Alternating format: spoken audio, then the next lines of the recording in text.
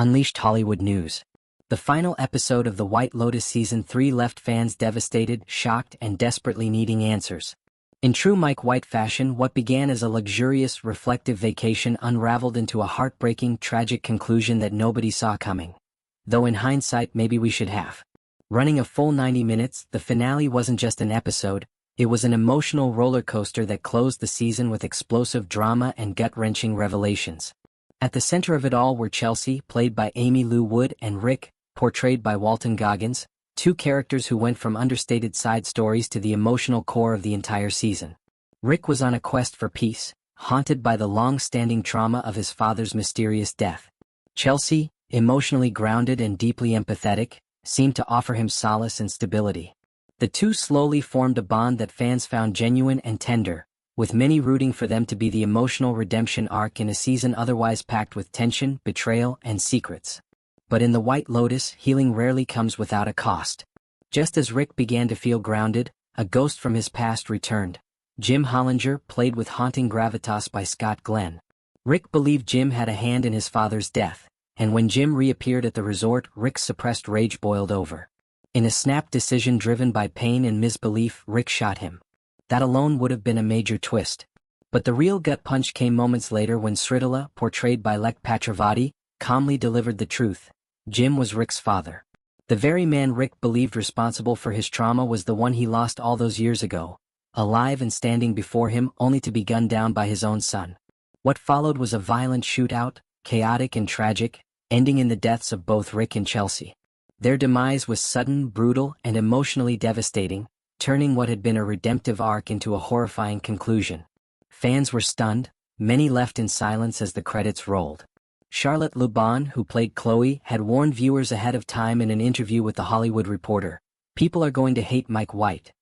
She wasn't exaggerating. The finale was a masterstroke of dramatic storytelling, but one that came at the cost of two beloved characters. Mike White himself acknowledged the polarizing nature of the ending. "My hope is that it'll feel like a cathartic sad or a satisfying sad and not a what the fuck sad," he told THR. Whether audiences found it cathartic or just cruel, there's no denying it stuck the landing in terms of narrative impact. From a filmmaking perspective, the finale was ambitious.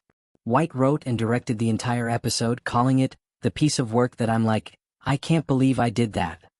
And it shows. Every frame was meticulously crafted, from the lush Thai backdrop to the subtle shifts in tone and pacing. Performances across the board were exceptional. Walton Goggins delivered one of the most emotionally nuanced portrayals of his career.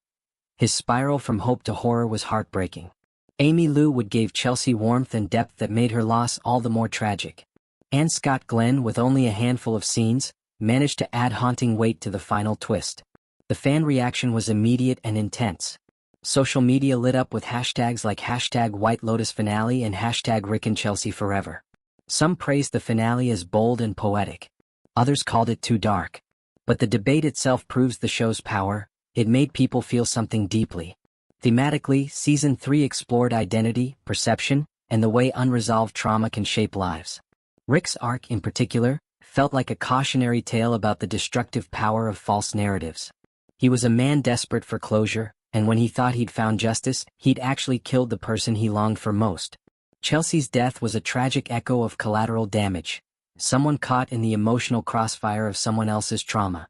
The way her storyline ended was as shocking as it was sorrowful, a reminder of how fragile the pursuit of happiness can be in a world built on lies and emotional repression. Now the big question: what's next for The White Lotus? With each season set in a new location and featuring different guests, the show continues to reinvent itself. But the ghosts of this season will no doubt linger. Whether Mike White chooses to tie in Season 3's consequences in future episodes or leaves it as a standalone tragedy, the mark it left is undeniable. In a TV landscape filled with formulaic endings and easy wrap-ups, The White Lotus dares to go deeper. It doesn't shy away from hard truths, emotional chaos, or the cruelty of fate. And that's exactly why it continues to resonate with audiences around the world.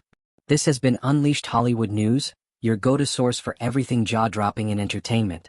Be sure to like, subscribe, and tap the bell for more deep dives into Hollywood's biggest moments. Because when it comes to drama, twists, and unforgettable finales, The White Lotus just proved it's in a league of its own.